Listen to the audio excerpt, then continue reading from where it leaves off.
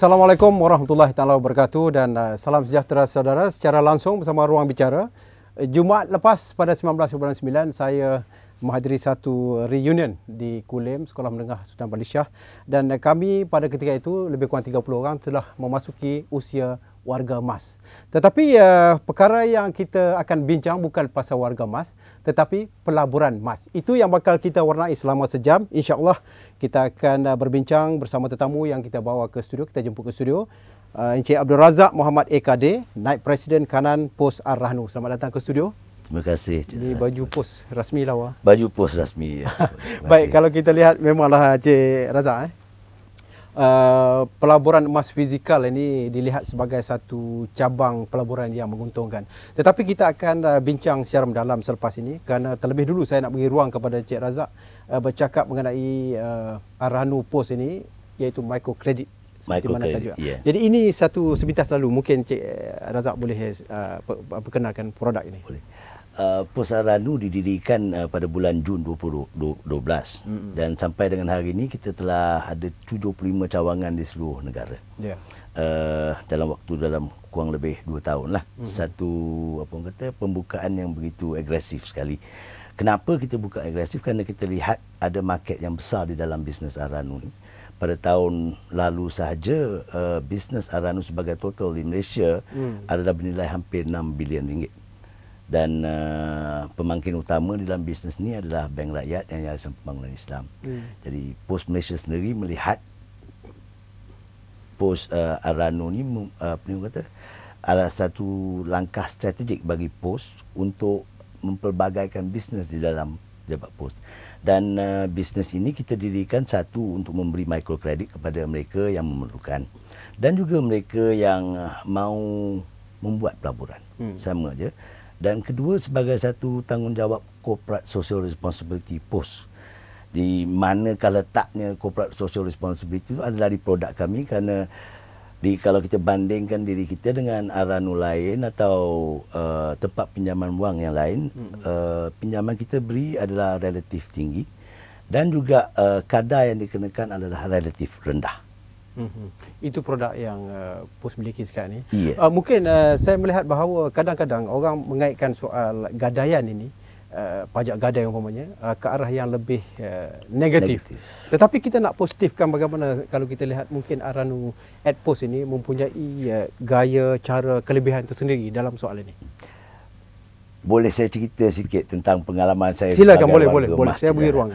Ini pengalaman saya peribadi waktu saya mula-mula masuk kerja dulu. Zaman tahun 80-an. Yeah. Bila sampai je 7 hari sebelum nak dapat gaji tu, duit dah tak ada. Yeah. Yang ada cuma cincin yang dihadiahkan oleh ibu saya kepada saya, yang dia beli di Mekah. Jadi cincin itulah menjadi pemangkin saya, kewangan saya untuk 7 hari sebelum dapat gaji tu. Yeah. Saya ke pajak gadai. Dan bila saya masuk pajak gadai itu, biasalah orang pandang kiri, pandang kanan kerana malu. Kan? Malu. Dan saya tak tahu yang 30 tahun lepas tu, saya berada di dalam bisnes Ar-Rahnu. Yeah. Dan bila saya masuk dalam bisnes ni kurang lebih 6 tahun dulu, saya lihat sebenarnya kalau kita hendak masuk untuk memajakkan barang kita, bukan sesuatu benda yang kita perlu malu. Kerana emas tu milik kita 100%. Bukan kita curi. Kita curi. Emas tu milik kita dan emas tu adalah kekuatan, strength kita. Kita menggunakan emas ni sebagai collateral untuk mendapatkan pinjaman. Berbeza daripada kalau kita buat, katakan personal loan. Yeah. Ataupun menggunakan credit card. Itu hutang. Yeah. Ya? Dan dari segi Ar-Rahnu pula, sekiranya kita tidak dapat membayar kembali apa yang kita pinjam, wang kita dengan katakan POS Ar-Rahnu masih ada lagi 25%. Dan sekiranya barang kemas ni dijual, kita tetap akan dapat balik wang kita.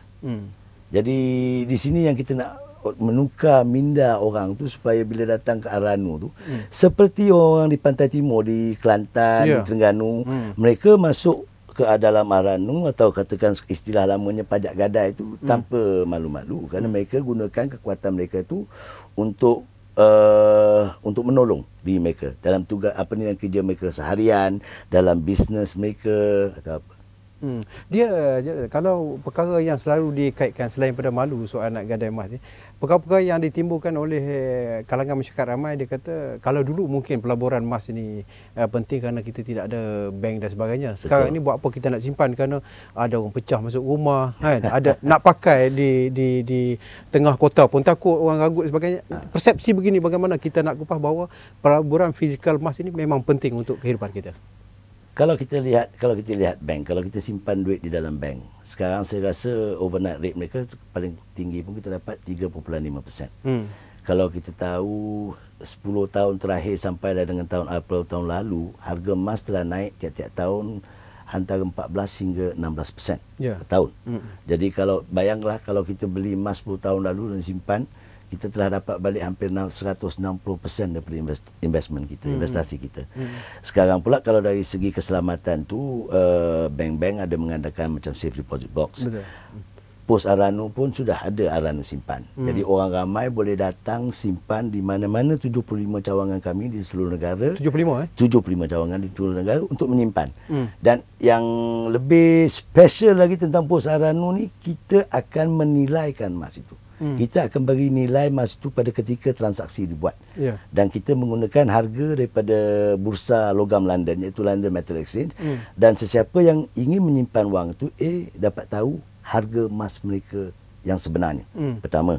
Kedua, kenapa kita membuat appraisal ini adalah untuk menginsuransikan barang simpanan itu 100%. Baik, barang-barang emas yang boleh diterima di Aranu Pos ini, jenis-jenis emas 999, ada yang ada batu permata dan sebagainya. Apakah emas seperti ini diterima juga? Kita menerima yang ada seperti macam bracelet ni, dia ada batu permata zircon, kan, emasnya jenis 835. Kita akan buat anggaran berat batu tu. Jadi berat batu tu dikeluarkan, jadi kita cuma akan menilaikan emas itu saja. Berat tu saja. Bermakna kata dia mengikut berat emas tu tanpa batu permata. Tanpa permata. Baik, kalau kita nak lihat secara keseluruhan yang sempat saya catat di sini, memang hasil daripada kelebihan pelaburan emas fizikal ini memang banyak. Yang pelaburan jangka masa sederhana panjang, kita simpanan aset yang mudah dicairkan, lepas tu kita boleh guna sebarang masa tanpa menggunakan orang tengah dan sebagainya. Betul, mungkin Encik Razak dapat berikan sikit pencerahan tentang kebaikan kalau kita berada dalam perniagaan ataupun pelaburan emas ini. Kalau bagi orang ramai, bagi saya kebanyakan orang ramai kalau beli emas tu memang dari mulanya di benak hati mereka waktu mereka beli emas tu, mereka anggapkan emas tu sebagai satu insurans. Kalau saya beli emas tu hari ni, satu hari nanti jika saya perlu wang, emas tu saya boleh wangkan. Yang gitu. Jadi bagi orang terdapat beberapa jenis emas yang boleh dibeli. Seperti yang sini adalah jenis barang-barang kemas. Tapi sekarang mengikut trend lebih banyak lagi orang membeli emas-emas wafer atau kepingan. Seperti ini, dan juga dinar emas. So yang seperti ini macam mana dia punya harga dan juga dia punya proses ini? Kalau emas ini adalah jenis emas PAM Swiss. Ini public PAM Swiss ini diimport daripada Switzerland, dibuat di Switzerland. Dan diakreditasikan oleh London Board of Metal Association. Jadi emas ni macam orang kata US dollar jugalah, boleh diwangkan di mana-mana. Kan? Dan emas ni jenis 99.99. Jadi emas murni. Di Malaysia paling top sekali emas apa? Di Malaysia paling top dari segi emas kepingan adalah Public Gold. Public Gold. Dan Public Gold ni dibuat di Malaysia. Dan diakreditasi oleh lembaga London Board of Metal Association juga.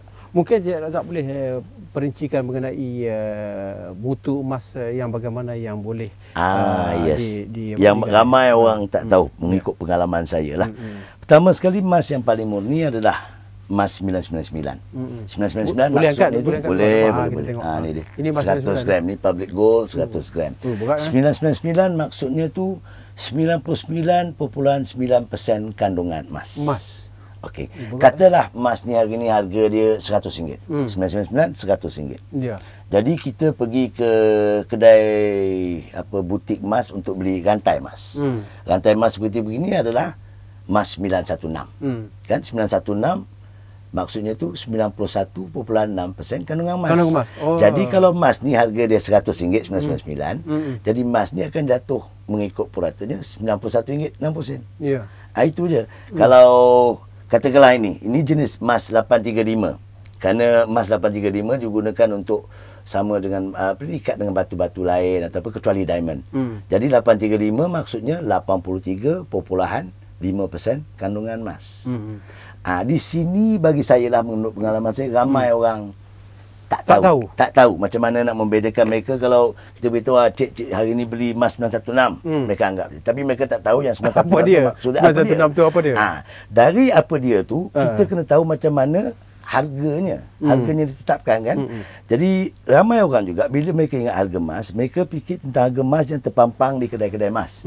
Seperti kalau kita masuk ke butik-butik emas di mana dia lihat harga, dia ingat itu harga emas. Itu bukan harga emas, itu harga runcit emas. Harga emas yang telah dinaikkan untuk ialah support operation cost penjualnya dan keuntungan atau apa. Jadi bagi saya, cara yang paling senang nak tahu harga emas semasa adalah setiap hari dalam surat khabar pun ada, dalam surat khabar Star, berita harian, atau paling senang masuk ke dalam www.goldprice.org. Bila-bila aja masuk, kita boleh tahu harga emas dalam ringgit dan gram. Baik, perkara yang paling penting sekali kalau kita lihat memang antaranya bagaimana kita nak menguji ketulinan emas. Itu perkara yang penting kerana banyak orang dah pandai sekarang ni macam-macam. Jadi nak menguji ketulinan, mungkin Aranupos ini dapat terangkan. Pertama sekali di Aranupos, kalau dari segi tahap pengujian, kita je yang buat. Dua orang harus melakukan ujian. Kalau satu barang diberi, dua orang individu akan melakukan ujian yang sama. Tes yang pertama tu adalah tes yang bernama aqua regia, iaitu acid test. Digunakan gesekan asid atau apa untuk mengetahui ketulinan emas tu apa. Kedua pula digunakan densimeter. Densimeter ni gunanya untuk mengukur ketumpatan emas. Dan kalau rasa sangsi lagi, ini yang paling ramai orang tak pakai. Pakai magnet. Magnet. Bila kita pakai magnet, kalau orang tu nak menipu, kadang-kadang mereka pakai besi, di dalam ni besi. Jadi kalau magnet tu lekat, jadi kita tahu emas tu di luar cuma emas, di dalam adalah besi. Tapi sering digunakan juga sekarang yang lebih ini adalah tungsten. Kerana tungsten ketumpatan dia dengan emas hampir sama. Tapi kebanyakan orang kalau nak beli emas, saya tengok dia pergi, dia pegang ni, dia timbang. Dia timbang apa dia timbang, tak tahu kan. Tapi perkara-perkara ni tentang pengetahuan tentang emas ni penting, saya rasa. Penting, tahu penting. Tapi bagi saya pula, kalau mereka yang hendak beli emas, pergilah kepada jenama-jenama yang sedia ada di negara kita lah. Mereka tak akan ditipu seperti Pokong, Habib Jewels. Mereka akan jual emas adanya. Kalau 916, 916 yang tulen. Tidak ada yang tidak ada. Baik, itu perkara yang telah pun diperincikan oleh Cik Abdul Razak Muhammad Kadir, Naib Presiden Kanan Pos Aranu, dan kita akan bicara selepas ini secara lanjut kerana perkara-perkara yang menyentuh soal pelaburan emas ini penting dan kita harus ambil tahu, kerana kalau kita seorang yang memang suka kepada emas ini, kita harus mengambil tahu apakah produk-produk yang disediakan oleh Pos Malaysia. Baik, kita rehat seketika, kembali selepas ini kita akan terus berbincang mengenai Aranu at Pos.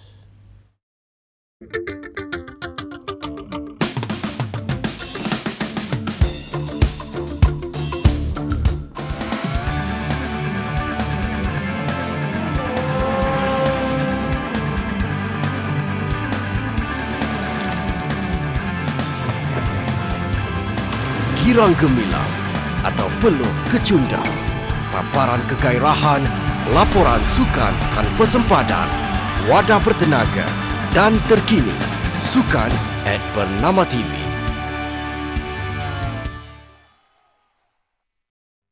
Sedar tak kita, tuan-tuan dan puan-puan, keadaan iklim yang tak menentu sekarang ni. Perubahan iklim meningkatkan kejadian kemarau, derebu, banjir dan ia menyumbang kepada perubahan iklim yang berlaku secara drastik. Inilah dia faktor-faktornya. Yang pertama, asap dari kenderaan. Yang kedua, penebangan dan pembakaran hutan. Yang ketiga, pembebasan asap dari industri perkilangan. Dan yang keempat, pelupusan sisa buangan. Ini usaha yang Pak Abu buat, iaitu yang pertama, menanam pokok. Yang kedua, mengurangkan atau tidak menggunakan beg plastik. Yang ketiga, mengasingkan bahan buangan. Yang keempat, mengitar semula bahan buangan. Dan yang kelima, memilih barangan dari bahan kita semula. Ada banyak lagi usaha yang boleh kita lakukan. Antaranya, kurangkan pemanduan kereta persendirian dan banyakkan penggunaan kenderaan awam. Anda adalah sebahagian daripada penyelesaiannya.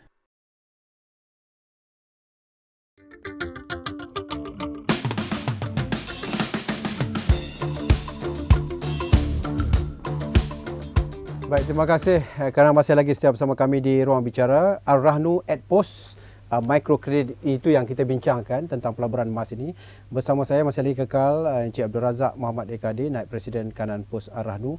Walaupun baru bermula produk yang diperkenalkan di pos ini, tetapi 2012 2012 bulan Jun. Ya. Tetapi nampaknya telah pun mencapai tahap yang begitu membanggakan, dan kita yakin bahawa produk yang diperkenalkan ini akan diterima pakai oleh ramai, khususnya bagi mereka-mereka yang gemar dengan pelaburan emas ini. Baik, perkara yang cukup penting yang harus kita ketengahkan juga mungkin soal-soal kadar upah yang dikenakan kepada pengguna dan sebagainya. Ini termasuklah ciri-ciri keselamatan yang saya sentuhkan tadi. Apakah ciri-ciri keselamatan yang disediakan? Kalau setengah tempat tu bila kedai emas dengan guard security semua kan. Tapi di pos mungkin ada ke tak ada dari segi logiknya, ada boleh. CCTV sebagainya. Pertama sekali dari segi kenyamanan tamu kita. Kalau mereka datang, mereka masuk ke dalam satu ruangan yang tersendiri. Seperti seolah-olah mereka masuk sebuah bank. Mereka bertemu dengan pegawai kita, mereka beli barang kemas mereka. Kita akan menjalankan tes aqua regia dan densimeter itu. Dan tes tu akan dibuat sekali lagi oleh temannya. Bila dua orang buat test ni, bila mereka dapatkan result yang sama, baru saja kita menjalankan transaksi. Akan tetapi transaksi kita yang kita buat bagi setiap item cuma 15 minit. Kalau dibandingkan dengan kompetitor kita, mereka makan waktu yang lebih lama kerana kebanyakan kompetitor kita bank. Jadi mereka juga terpaksa buka akaun dan lepas tu kalau dapat wang pun, wang tu akan dimasukkan ke dalam akaun. Di Al-Rahnu Adpost kita akan serahkan cash tunai. Dan kalau mereka ingin memasukkan ke bank, kita juga ada fasiliti perbankan dengan RHB, dengan Maybank di pejabat pos. Jadi kalau mereka takut nak bawa wang banyak nak keluar, terus online saja. Terus boleh banking sebelah. Lain pada itu, dari segi ciri-ciri keselamatan kita adalah produk yang terbaru sebagai Al-Rahnu di negara ini. Dan pertama sekali, keselamatan kita tu adalah keselamatan barang-barang yang disimpan oleh kita. Itu satu amanah dan tanggungjawab yang cukup besar. Dan strong room kita yang kita buat tu melebihi bilik kebal bilik kebal yang di apa orang kata di kenakan oleh pihak berkuasa. Kita melebihi apa yang mereka minta atau apa yang ditetapkan oleh pihak berkuasa. SOP dia. Lain pada itu, kita ada unit pematuhan. Unit pematuhan kita ni terdiri daripada 10 orang yang semua cukup handal di dalam pengetesan emas. Nak ibarat kata tu dia baru je dia dah tahu dah emas ke tidak. Kan semua pengalaman lebih daripada 10 tahun. Dia tengok pun dia tahu dah. Yes. Dan kita saja Al-Rahnu, saya berani cakap ni, yang membuat audit 100% ke atas semua barang kemas di setiap outlet kita tiap bulan. Tiap bulan. Supaya yang penting dari dalam bisnes ini adalah menjaga amanah ini. Kedua juga, kita juga mahu, apa orang kata, tidak mahu kena tipu, kerana dalam bisnes emas pun ada banyak penipuan dari luar. Dan Alhamdulillah sampai dengan hari ini banyak cubaan yang telah dibuat, tapi Alhamdulillah semuanya dapat kita tangkiskan. Kerana selain daripada unit pematuhan ini, semua pekerja kita semuanya datang dengan pengalaman yang cukup bagus dan lama dalam bisnes emas. Baik, yang tadi saya tanya tentang upah simpan tadi. Berapa kadar upah simpan kita relatif paling murah, sebenarnya cakap 75 sen bagi setiap RM100. Jadi katakan kalau orang itu meminjam daripada kita RM1,000, jadi upah simpannya jatuh RM7.50 satu bulan. Dan kita juga Al-Rahnu yang salah satunya Al-Rahnu yang mengikut kadar harian. Banyak Al-Rahnu lain mengikut kadar bulanan. Tapi yang menarik seperti yang Tuan sebut tadi tentang selain pada itu ada khidmat percuma diperkenalkan oleh Al-Rahnu Pos ini, termasuk penilaian zakat dan ataupun juga penilaian emas lah secara percuma. Secara percuma, sesiapa saja boleh masuk ke dalam Al-Rahnu Adpost dan kalau mereka ingin tahu berapakah nilai emas mereka pada hari itu, harga pasaran, kita buat servis itu secara percuma. Boleh ke saya pergi kepada pos untuk saya mengenal pasti orang kata emas kita beli tu betul boleh, dan juga secara, no problem. Kita boleh buat berapa sebenarnya dia punya penilaian itu boleh? Boleh kita buat. Memang kita buat secara percuma. Kena bayaran apa-apa. Tidak kena bayaran langsung. Kerana ini menurut pengalaman. Dari pengalaman itu saya lihat ramai ada yang datang untuk berurusan dengan Al-Rahnu. emas ni mereka dah pegang, mungkin ada yang pegang dah sampai 10 tahun. Yalah. Dia beri hadiah. Daripada nenek dulu daripada kan. hadiah, ada yang diberi hadiah. Dan anak baru lahir dapat hadiah, gelang. Tapi bila datang dia nak buat transaksi, tak boleh kita dapat tahu bukan emas. Hampa tu Yalah. mesti ada lah. Kerana mereka perlu duit kan. Itu ni. Jadi bagi kita khusus untuk orang ramai, kita lakukan ini secara percuma. Dan bagi mereka yang ingin untuk membayar zakat emas, boleh juga datang. Dan zakatnya pula boleh dibayar di pejabat pos sebelah. Kalau saya nak berurusan dengan pos, Arano Pos, apakah dokumen-dokumen yang saya perlu sediakan untuk? Cuma dua saja. Dokumen yang pertama adalah kad pengenalan kalau kita orang Malaysia. Kalau penduduk bermas tautin, bawa kad PR dia. Kalau orang warga luar, bawa pasport mereka. Tapi pasport mereka mesti orang kata mempunyai tarikh value lebih daripada 1 tahun. Jadi boleh buat. No problem. Jadi ramai juga, kita ada ramai outlet-outlet kita yang di perbatasan seperti di Perlis, Kedah dan ini kita ada banyak warga Siam yang datang memajakkan kita. Dan di belah selatan Johor, ramai pula ada warga Singapura yang sedang datang memajakkan kita. Saya berurusan secara cash dengan pihak pos. Yes. Dari segi pembayaran balik, apakah boleh saya gunakan kad kredit ataupun kad debit? Minta maaf, tak boleh. Kena bayar cash. Kena bayar cash. Akan tetapi, bila kita buat satu pinjaman tu yang pertama, tahap pertama adalah untuk 6 bulan. Jadi kita boleh memilih untuk bayar tiap bulan atau bayar di akhir 6 bulan. So bermakna kalau saya gagal bayar dalam 6 bulan yang pertama, akan dilanjutkan tempoh 3 bulan? Tidak. Sekurang-kurangnya mesti bayar upah simpan untuk 6 bulan. Untuk 6 bulan sekaligus? Sekaligus. Dan akan diberi kelonggaran untuk 3 bulan kalau lagi? kita pinjam RM1,000, upah simpan kita RM7.5 setiap bulan kan. Jadi kali 6 bulan, kita kena bayar RM45 tu. Dan kita boleh bagi penambahan lagi 6 bulan. Bermakna kata ada masa yang diberikan oleh sebelum dia. Okey, kalau ditakdirkan mereka ni gagal membayar kalau dalam masa 12 gagal bulan, membayar, kita akan menghantar mengikut SOP kita sekurang-kurangnya 5 notis. 5 notis. 5 notis. Dan kalau tidak dibayar pada waktu 6,5 bulan tu, kita akan menjual emas tu. Ini bermaksud masuk 13 bulan akan dilakukan lelongan lah? Yes. Kalau dia panjang sampai 13 bulan. Kalau dalam 6 bulan tu dia tak bayar upah simpan dia, kita boleh melakukan lelongan juga. Jadi kan, so kalau kita buat lelongan tu, mesti ada wang kelebihan. Dan kita akan beri balik wang kelebihan tu. Baik, sekarang ni berlaku soal selepas gadaian, dia gagal untuk menebus pinjaman itu dan akhirnya ada pihak yang ketiga menawarkan untuk pembelian resit gadaian. Tidak dibenarkan. Kita tidak membenarkan langsung pihak ketiga untuk datang membeli barang-barang yang dipunyai oleh tamu kita. Kalau kita lihat, terutama sekali kalau Kuala Lumpur lah kalau kita jalan banyak kita lihat poster-poster kami beli surat pajak ni kan. Jadi ini semua, maaf dalam bahasa ni, semua ulat-ulat yang buat kerja yang tak baik. Sebenarnya mereka merugikan customer tu. Mereka membeli emas dengan harga yang begitu murah. Jadi customer ni dah lah tak dapat nak tebus barang dia dapat dia wang sedikit. Dia ingat senang. Kami lebih lagi bertanggungjawab lagi tu. Jadi kita tidak membenarkan pihak ketiga untuk membuat tebusan. Kalau customer tak boleh bayar, kita akan buat lelongan dengan harga yang paling baik. Paling baik kita akan dapat, dan lebihan tu kita akan serahkan kembali kepada tamu tu. Kalau pelanggan kita bawa orang yang ketiga sekali tu, mungkin boleh dipertimbangkan atau macam mana? Tak, mesti juga dengan pelanggan. Mesti juga dengan pelanggan. Tidak ada tolak ansur soal itu. Tidak ada tolak ansur. Baik tuan, satu perkara yang saya nak pencerahan ini, apa sebenarnya keuntungan yang cuba diambil oleh ulat-ulat ni apabila dia membeli waktu mereka buat pinjaman dengan Arano Pos ni, tak ada sangat kes dia. Kerana apa, kita memberi pinjaman yang relatively tinggi. Dengan Arano yang lain atau pajak gadai yang lain, pinjaman yang diberi rendah, 60% atau 50%. Jadi kalau orang ni tak dapat bayar dalam 6 bulan, orang ni akan datang dan membeli surat itu dengan bayar dia cuma 10% lah katanya. Jadi katakan pinjaman dia dapat 60%, orang ni beli 10%, masih lagi ada 30% wang tamu ni dengan Arano itu. Jadi orang ni datang jual surat, dia ambil emas tu, dia jual, dia dapat untung 30%.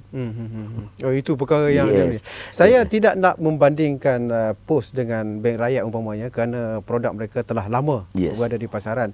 Arano walaupun baru, tetapi Arano Pos walaupun baru, tetapi telah menampakkan kejayaan. Setakat ini bagaimana sambutan yang diberikan oleh pelanggan, Cik Razak? Bagi saya, kalau saya lihat sambutan yang kita terima selama ini adalah sangat menggalakkan. Tiap-tiap hari apa orang kata, bisnes kita makin lama makin naik. Dan kebanyakannya kita sudah ada 48,000 nasabah yang telah datang dalam waktu daripada Februari tahun lalu sampai sekarang. Boleh dikatakan hampir 80% daripada nasabah kita adalah daripada Aranu yang lain. Saya nampak bahawa dalam keadaan sekarang memang sesuai benar untuk mereka melakukan pelaburan emas dalam keadaan harga yang agak rendah. Rendah, yes. Mungkin secara total dan secara keseluruhannya mungkin Encik Razak dapat melihat bahawa orang kita dah pandai menceburi dalam pelaburan emas. Betul. Kita lihat harga emas memuncak pada bulan November tahun 2012. Waktu itu harga emas dijual hampir kurang RM185 1 gram. Harga emas pada hari ini adalah di RM126 1 gram. Jadi satu kejatuhan yang cukup ketara kan, hampir 40%. Jadi dalam bisnes emas ni, inilah waktunya untuk kita memulakan pelaburan atau mengambil kesempatan. Tak mungkin emas akan pergi lebih rendah dari ini, sebabnya satu, kerana kos produksi emas daripada pertambangan adalah, kalau kos dunia sampai dengan hari ini adalah hampir $1,150 satu ounce. Jadi emas sekarang di dalam $1,200 per ounce. Jadi dia tak akan lebih kurang daripada itu. Kan? Dan pembelian emas purata di dunia sekarang meningkat, terutama sekali dari China. China telah menjadi pembeli emas yang terbesar di dunia tahun lalu. Sebelum ini, untuk 20 tahun sebelum ini adalah India, tapi China adalah menjadi nombor satu. So China aja ada rakyat lebih daripada 1 bilion orang kan, semua membeli emas. Jadi ini adalah waktu yang terbaik untuk melabur di dalam emas, dan bagi saya kalau nak melabur tu, kita perlu membuat homework sikit lah. Kita perlu tahu emas apa nak beli, di mana nak beli, itu cukup penting. Dan dengan harga berapa kita beli. Baik, itu perkara-perkara yang harus kita nilai, kerana sebagai seorang pelabur mestilah kita nak pulangan, Encik Razak. Kalau tak gunalah kalau kita labur perkara yang besar tapi akhirnya kita gagal menepati apa kehendak kita, khususnya soal keuntungan dan sebagainya. Dan kalau dilihat secara keseluruhan, memang saya yakin bahawa produk Aranu Post ini akan menjadi satu produk yang akan digemari selepas ini berdasarkan kepada kelebihan-kelebihan yang dimiliki oleh mungkin ada pada Aranu Post ni, tidak ada pada pajak gadaian yang biasa. Yang tidak ada dengan Aranu Post, Aranu yang lain atau pajak gadaian yang biasa ni adalah satu, Aranu simpan. Itu je produk yang memang kita yang keluarkan dulu. Ya.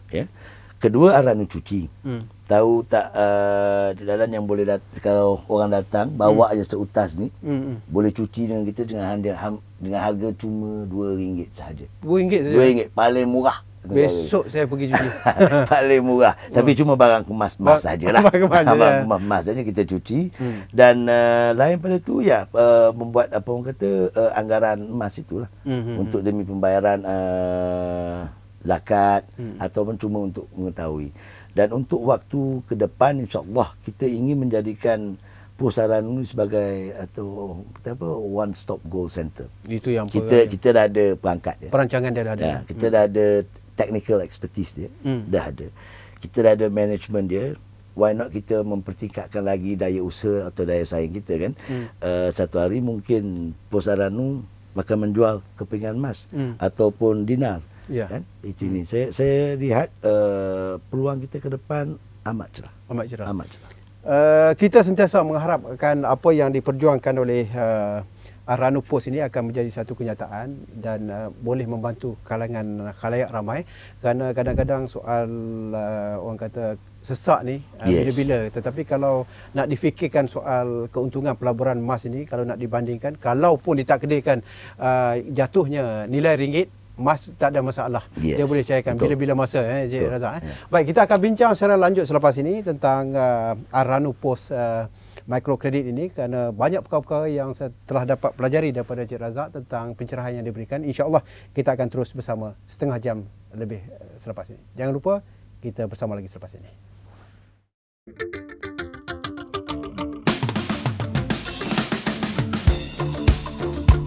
Khazanah Negara. Murid-murid, selamat datang ke Taman Laut. Mari kita lihat apa itu Taman Laut. Kita sekarang di salah satu daripada 42 pulau Taman Laut. Malaysia diiktiraf antara 12 negara yang kaya dengan biodiversiti di dunia. Oh Ayo, banyaknya ikan. Jom kita pancing. Budin, jangan. Kat taman laut tak boleh memancing. Jom kita tengok apa khazanan dalam laut. Inilah terumbung karang sebagai rumah ikan, tempat mereka mencari makan, berlindung dan membiak. Cikgu, kita boleh mandi di taman laut tak? Boleh, asalkan kita mematuhi etika ketika berada di taman laut. Jangan menyentuh dan mengganggu hidupan laut. Jangan menangkap ikan, jangan membuang sampah, jangan memijak karang. Bersama memelihara kelestarian taman laut. Menyelami realiti, menjejaki masa, meninjau peristiwa, paparan kronikal kembara kehidupan, pelbagai keunikan juga pengalaman menarik dari dalam dan luar negara. Segalanya disorotkan selama setengah jam dalam jurnal bernama setiap Ahad jam 9.30 malam hanya di Bernama TV.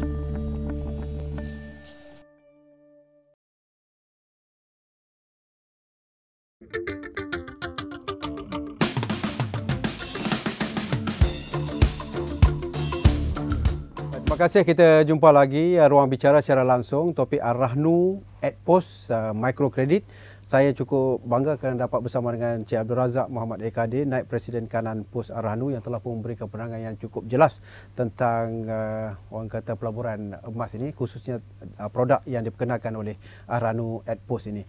Baik, perkara yang kita perlu nilaikan juga menepati syarak ini, perkara yang cukup penting. Bagaimana pos dapat menilai dan memenuhi kehendak ini agar ianya sesuai ataupun selaras dengan kehendak Islam? Sama juga dengan Ar-Rahnu lain, yang penting dalam pinjaman bersyariah ini adalah akad. Akad itu adalah di antara dua pihak. Pihak yang meminjam dan pihak yang memberi pinjaman seperti Pos Ar-Rahnu. Dalam akad itu adalah emas yang dibawa itu akan dinilaikan, ini dipanggil marhun, kan? Jadi emas nilai marhun tu nilai emas lah, marhun kan? Jadi kita beri nilai mengikut kadar harga hari ini. Dan kita gunakan benchmark kadar harga tu adalah London Metal Exchange, bursa logam London. Jadi di dalam persyaratan kita kata emas yang dibawa ni, kita katakan ini 50 gram, harga dia hari ni RM1,000, kita akan beri pinjaman sebanyak 75%. Jadi peminjam akan setuju dan kita kata dengan pinjam dengan kita 75%, kita akan kenakan upah simpan 75 sen per setiap 100. Nah, upah simpan ni bukan saja untuk keuntungan Pos Ar-Rahnu. Upah simpan ni juga kita gunakan untuk bayar insurans. Insurans yang kita insurkan barang ni 100%, kan? Dan juga penjagaan barang ni. Yang seperti saya maklumkan tadi, tiap-tiap bulan unit pematuhan akan pusing satu Malaysia untuk cek. Itu semua ada kos, kan? Jadi setelah akad ni dibuat, wang diterima, kita ambil barang, kita simpan, menjadi amanah kita untuk jaga ni, kan? Jadi kita jaga. Bagi tamu kita yang meminjam tu ialah untuk mengembalikan wang tu balik tepat pada waktunya. Kita tak payah kalau ikut dah akad, tak payahlah hantar peringatan. Tak payahlah hantarlah notis, kan? Tak payahlah. Kalau kita sebab ikut kita dah akad. Hantar akad. Jadi sini pula menurut pengalaman saya tengok ramai kalau kita ambil, katakan dia datang, dia beri kad pengenalan. Dan kita selalu tanya kad pengenalan ni apakah alamat ni alamat yang terkini, supaya bila kita hantar surat pun beri. Ada juga yang bagi alamat, kata ya ni alamat kami, tapi bila kita hantar surat tak sampai. Kenapa tak tahu. Nah, bagi saya penting, kita telah buat banyak lelongan. Ya. Dan sampai dengan hari ini, kita buat lelongan daripada April sampai dengan hari ini, kita ada hampir RM500,000 di dalam akaun kita, duit lebih nasabah kita, yang kita harus pulangkan. Kita dah hantar surat, dia tak datang ambil. Itu dah jadi masalah. Ya, jadi masalah lah. Jadi kita pegang, jadi kalau mengikut persyaratan atau perundangan, kita boleh simpan duit itu selama 2 tahun sebelum kita serahkan kepada angklem manis pada kerajaan. Yang di sini yang saya lihat ada kerugian dari segi pihak peminjam ni. Bila dia tidak beritahu alamat dia yang tepat. Kesian kan kalau you perlu duit tu banyak, 3, 4, RM500, ada datang balik, kenapa tak datang ambil, kan? Macam ni. Barang Jadi tu pula barang pusaka pula. Barang pusaka ke, barang sentimental ke, atau bagi saya dah memang wang.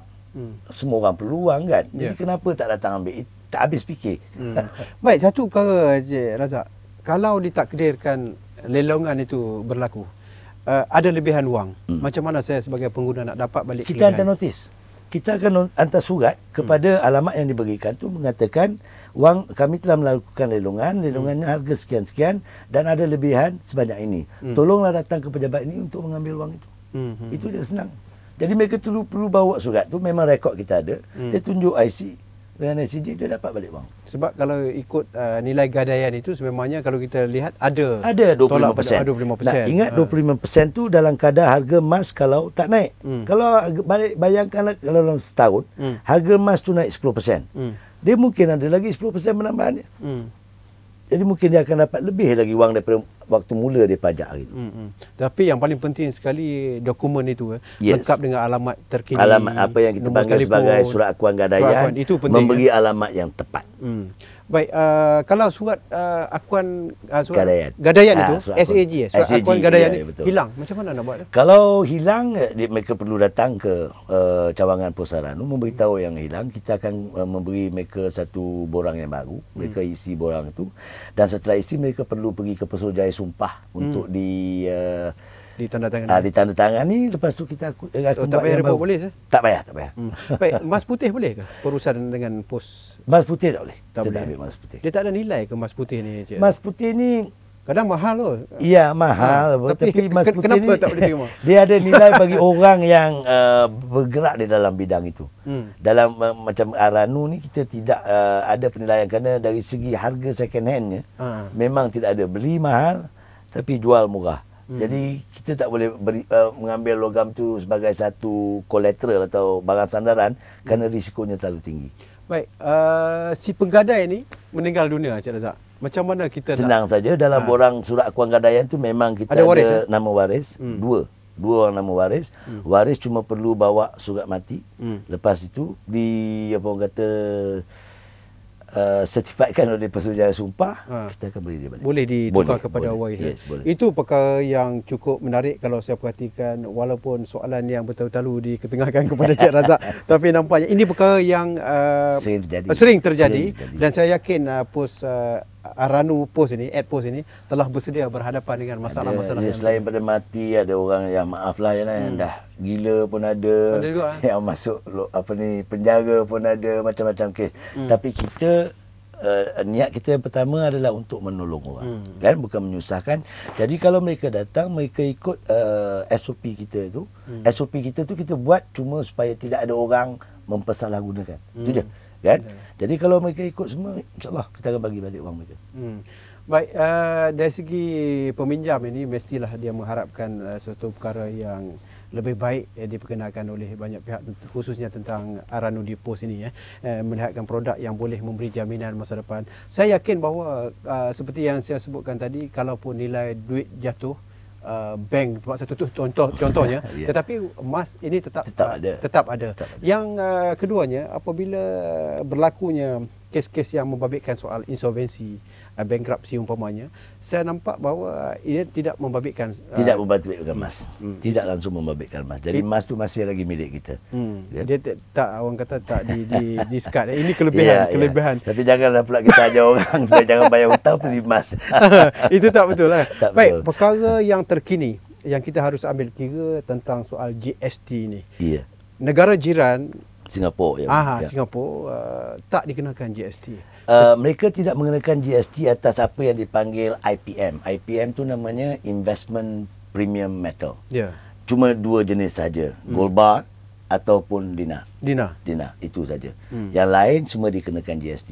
Jadi kita dari Pos Saranu, kita telah pun mengetuai dah bincang dengan kerajaan. Bukan saja kita telah menggabungkan pemain-pemain Aranu yang lain, bank-bank lain yang menjual emas seperti Kuwait Finance House, Al-Rajhi Bank, wholesalers yang menjual emas, retailers seperti Pokong, Habib, semua telah kita berjumpa melobi untuk supaya kerajaan tidak dikenakan GST memikirkan. Saya bimbang satu, mungkin Cik Razak boleh bagi pandangan selepas ni. Kalau dikenakan GST, mungkin saya bimbang pelanggan itu akan lari ke negara jiran. Ada kemungkinan?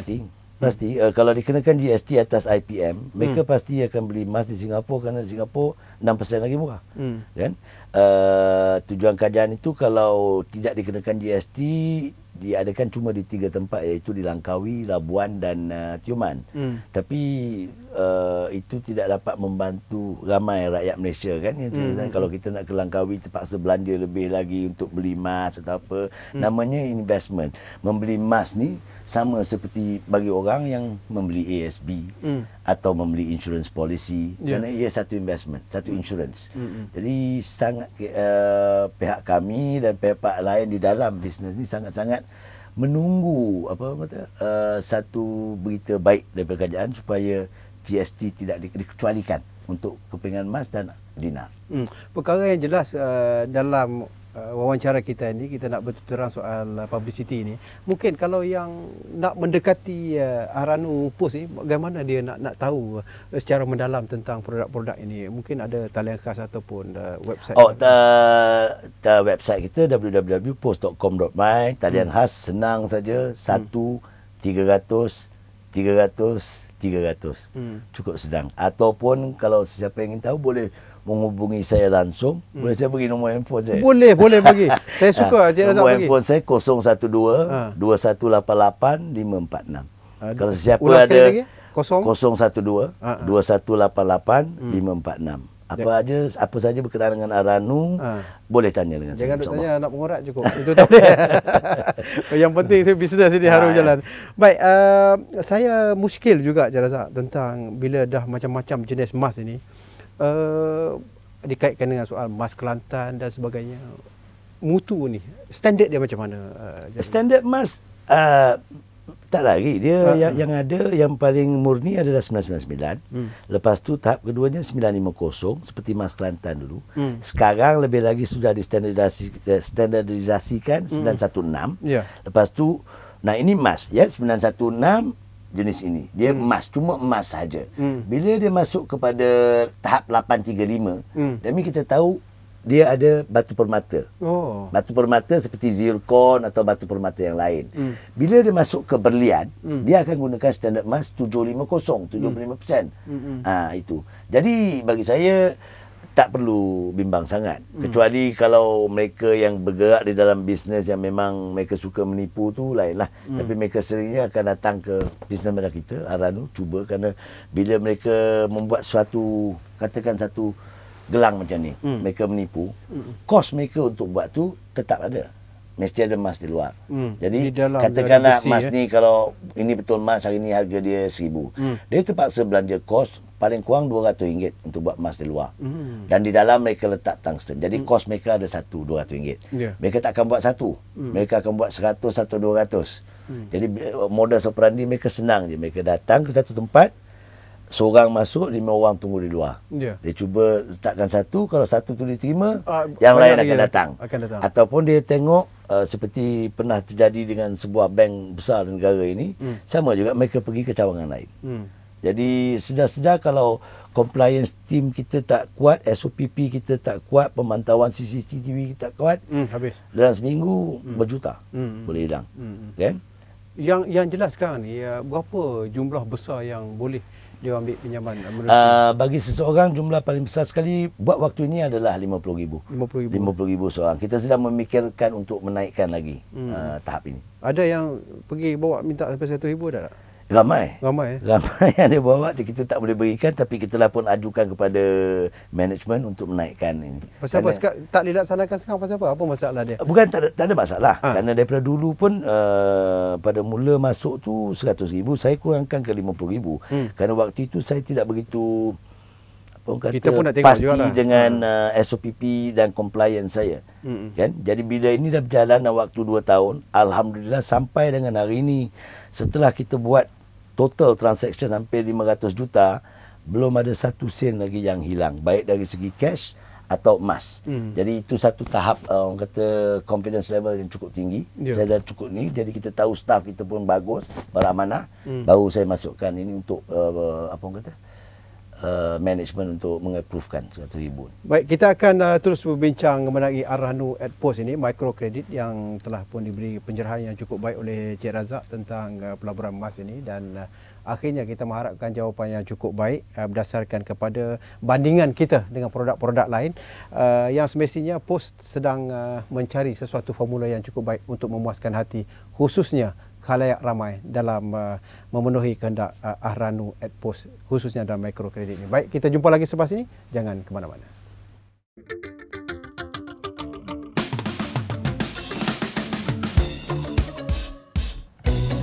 Isu-isu dunia hiburan dan seni tanah air. Cabaran selebriti berbisnes raih pendapatan sampingan. Perkembangan terkini artis tempatan dan antarabangsa serta dunia sinema.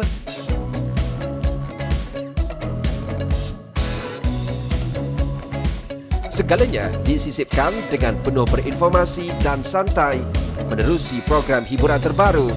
Telesini bukan sekadar hiburan,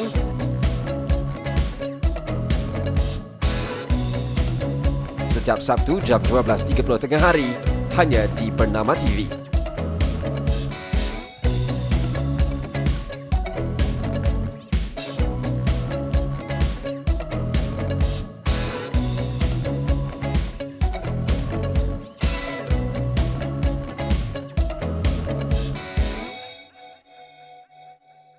Halo, apa kabar pemirsa? Salam dari Jakarta. Sebuah program kerjasama Kantor Berita Indonesia Antara dengan Kantor Berita Malaysia bernama kembali hadir menjumpai Anda.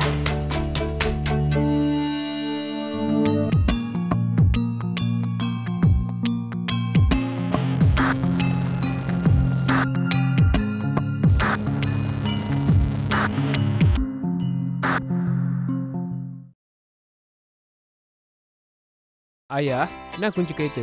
Budin dah habis cuci ni. Rajinnya anak ayah. Nak ambil ni. Tak apa ayah. Budin ikhlas tolong ayah ni. Terima kasih Encik. Kalau Encik tak tolong saya, tak tahu apa saya nak buat. Jangan macam ni Encik. Saya ikhlas. Lagipun, kita kan sama-sama rakyat Malaysia. Kita saling membantu. Ini rezeki perdagangan Encik. Dah pun diluluskan. Terima kasih Encik. Wah, cakap betul Encik buat kerja ya. Jom Encik, saya belanja makan. Encik, ni memang tugas saya. Lagipun saya dah dibayar gaji untuk semua ni. Saya tak harapkan balasan.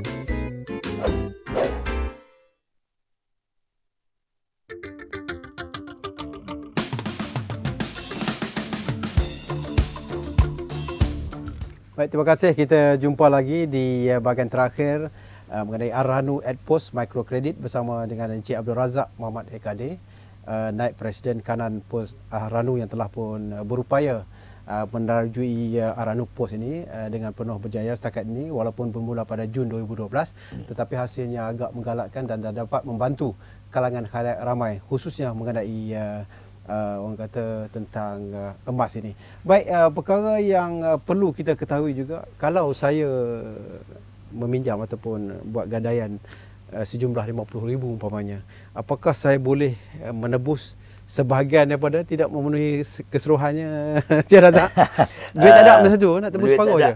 Yang kita fleksibel. Yang penting kita beri pertama sekali pinjaman sama 6 bulan. Jadi dalam waktu 6 bulan itu, kalau tak boleh bayar pinjaman, sekurang-kurangnya harus bayar upah simpannya saja. Oh, bayar upah saja. Simpan saja. Itu wajib. Ya, itu wajib bayar. Jadi bila dah bayar upah simpan tu, kita akan memperpanjangkan lagi untuk 6 bulan lagi. Mana tidak ada masalah. Saya baca satu kes dalam satu pengalaman dia memuji tentang produk Ar-Ranu Adpost ini, yang menyatakan bahawa di saat isteri dia nak lahir, isteri dia ni telah berangan-angan nak bersalin di hospital. Tapi dikenakan bayaran sehingga antara 4,500 ke 5,000 mengikut tulisan itu. Akhirnya dia tak sempat pergi ke mana-mana tempat lain, dia pergi kepada pejabat POS Ar-Ranu ni dan dapat pinjaman. Dan dia takut item yang kelima tu dia sebut, soal selepas 6 bulan ditambah 6 bulan, itu yang sikit takut, tetapi dia berterima kasih kerana saat dia memerlukan duit itu, dia dapat meminjam pada POS dan akhirnya isteri dia bersalin dengan selamat. Itu perkara yang baik. Item 5 tu kenapa orang nak kata dia takut? Ramai orang kerana tak faham. Saya rasa tak faham dan kemungkinan juga mungkin tidak diberi penjelasan yang begitu tepatlah. Kalau sini lah terletak kata apa kesenjangan dari kita, pihak pos, kita akan memulakan selepas ni saya balik, esok saya akan beritahu semua staf kita kerana kita berkomunikasi melalui Telegram. Semua 75 cawangan. Jadi hari ni pun semua sedang lihat dan mereka dah dapat aturan dah. Kan macam mana nak memberitahu kepada tamu apa maksud 6+6 ni. Bagi orang mereka tengok 6+6 dia tak tahu. Dia tak tahu. Kan? Jadi bagi kita yang menjualkan produk ini kita mesti memberitahu supaya orang faham. Kan? Saya rasa mereka dah faham nanti mereka sedang buat dah. Baik, perkara yang seterusnya, kalau saya berniat untuk meminjam ataupun gadaian sebanyak 50,000 tetapi dalam bentuk 2 resit yang berlainan. Boleh. Boleh. Boleh. Bagi saya anjurkan kalau orang tu datang nak ni, kalau dia bawa lebih daripada satu barang, lebih baik ambil 2-3 resit. Senang. Kalau dia tidak mampu bayar semua, dia bayar satu-satu. Ya, betul. Dia boleh ambil satu-satu ataupun daripada kita letakkan semua dalam satu surat akuan gadaian. Kita bagi tip ni Macam mudah nak kan. Boleh, memang dibenarkan. Kita yang paling penting kita di Pos Zaranu ni ingin membantu. Dan kita akan buat apa saja yang boleh untuk menyenangkan paling mudah membuat transaksi. Itu kita tak nak, memang one stop center, orang datang mereka perlukan duit walaupun untuk apa sekalipun, datang tanpa was-was, gadaikan barang mereka akan beri layanan yang baik, mereka terima wang. That's it, Dan datang bila mereka boleh bayar tak apa, itu no problem, tapi kita akan bantu. Saya nak berbalik kepada soal tadi, macam mana Arah Nur nak mengubah persepsi khususnya pos ni, persepsi orang terhadap negatif ini. Kadang-kadang saya rasa dia memerlukan saat itu, kita tak tahu. Susah dia, berat mata memandang, berat lagi bau memekul kan. Dia ada hanya sebentuk cincin itu, dia nak pergi dalam bentuk yang memerlukan wang. Bagaimana kita nak, dia malu-malu, tapi macam mana kita nak tepis permasalahan macam ni? Pertama kali kalau kita tengok ramai yang datang, mereka sakit dekat kepala, sakit dekat hati, sakit dekat poket. Tiga sakit dia. Kepala, hati, poket. Kebanyakannya lah. Yang mana teruk sekali tu? Poket lah kan. Kan? Tapi kerana dulu pajak gadai ni waktu dimulakan, waktu lepas zaman Inggeris dulu, kita tengok dulu tak ada Aranu, cuma ada pajak gadai. Dan kalau kita lihat pajak gadai, makanya dulu sebelum masuk kita pandang kiri kanan nak masukkan apa, kita lihat orang tu yang berdiri depan kita tu dia lebih tinggi daripada kita. Kan? Lepas tu ada jaringan-jaringan macam bar pula, macam kita masuk lokap seolah-olah. Kan? Dan waktu tu ingatnya kita ada 3 sakit ni. Dan bila kita tengok orang tu lebih tinggi dari kita, kita rasa lagi rendah diri. Jadi bila kita rasa lagi rendah diri, orang yang di depan kita tu menggunakan tu sebagai satu kesempatan dalam kesempitan kita. Dari segi psikologinya. Dari segi psikologi kan. Jadi apa barang kita yang harganya RM100, mungkin orang tu bagi kita RM40. Bayangkanlah dalam waktu 6 bulan kalau kita tak dapat ambil balik, pemajak tu akan untung 60% kan. Belum lagi upah simpan riba dia yang charge kan. Jadi makanya kerajaan datang dan buat Aranu ni. Diadakan Aranu untuk ini. Awal tahun 80-an tak salah saya diadakan Aranu dengan terbukanya Bank Rakyat yang Yapim ini. Jadi supaya kita nak lari daripada persepsi negatif ni, dan Aranu ni diadakan supaya bila orang datang untuk memajak, ini sebenarnya satu microfinancing. Kita tak perlu malu kerana emas ni 100% milik kita. Kenapa mesti kita malu? Jadi diadakan Aranu dan konsep Aranu pula beda. Bila masuk seolah-olah kita masuk sebuah bank. Kita ada beri tempat duduk, kan, dicakap dengan baik, tak ada dah jaring-jaringan besi tu. Macam lokap. Orang tu tak tinggi atau apa, sama dan dan diberitahu apa nilai emas tu. Kan dulu pajak gadai tak beritahu, pajak gadai cuma beritahu ni RM100. Kita terpaksa terima. Kita tengok dia pun takut. Tengok dia pun takut. Pakai singlet bulu ketiak pun keluar kan. Jadi benda-benda yang persepsi macam ini kita betul-betul terang. Jadi kita nak tukarkan persepsi ni. Saya rasa insya-Allah ramai orang mula datang kerana kalau saya lihat daripada nasabah kita sekarang, ramai mereka yang datang ni adalah mereka yang berbisnes. Contohnya ada ramai nasabah kita terdiri daripada guru-guru. mereka buat bisnes sampingan, Ya. jual emas. Mereka beli emas daripada wholesaler, mungkin dalam 200 rantai ke apa, wang yang banyak. Mereka ambil gambar, mereka tangkap, mereka datang ke pos Aranu, pajak, mereka dapat keluarkan wang mereka. Jadi dengan gambar ini mereka masuk ke dalam kampung atau jumpa kawan, jual untuk bayar bulan-bulan. Dan ini pun menjadi satu ruangan bisnes bagi mereka. Ya. Saya rasa kira lama, kerana kalau kita lihat daripada kompetitor kita Aranu yang lain pun treatment yang diberi itu sama. Kan seolah-olah masuk ke dalam bank. Jadi untuk orang ramai lah bagi saya, kalau nak masuk Aranu tu tak perlu malu. Kerana kita membuat satu transaksi atas kekuatan kita. Kan? Yang perkara satu lagi, SOP yang ditetapkan oleh pihak Aranu Post ini. Apa sebenarnya proses yang perlu diikuti? Yang paling basic sekali. Paling basic sekali kalau dari segi employee kita adalah pertama sekali menentukan emas tu emas lah. Emas tu emas dan nilai tu, denominasi emas tu seperti apa yang disebutlah. Kalau bukan, kita akan beritahu. Kalau emas tipu pun kita akan pulangkan balik. Tapi katakan orang kalau datang yang attempt untuk menipu, kita ada di dalam SOP kita, bila orang tu menyerahkan barang, dia kena menyerahkan sekali dengan IC dia. Jadi bila dia buat test, kita tahu barang tu tak betul, dia akan tangkap gambar, langsung masuk ke dalam Telegram. Baik, itu yang paling penting. Kita dah tak cukup masa, Cik Razak. Cuma satu lagi nak ulang telefon tadi. Nombor telefon saya 012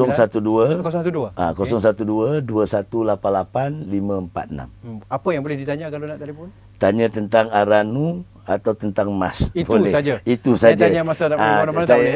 Janganlah tanya ada 1000 tan emas pada siang tak datang.